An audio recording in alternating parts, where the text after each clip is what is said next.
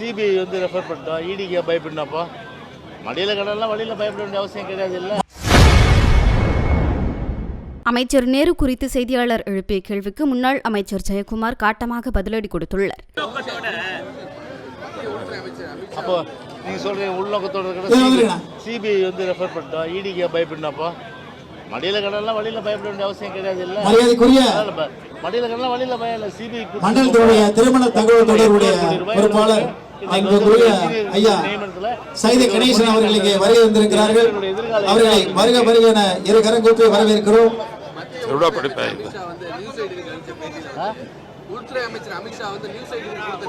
செப்பல் போடாதீங்க, செப்பல் வெளியே போடுங்க. வேற சொல்றாங்க.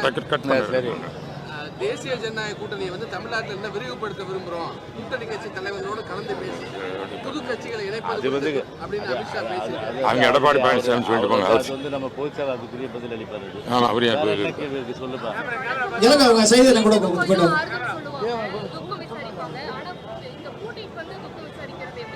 இது நீங்க விஜய் கேளுங்க. நீங்க என்ன கேட்கறதோட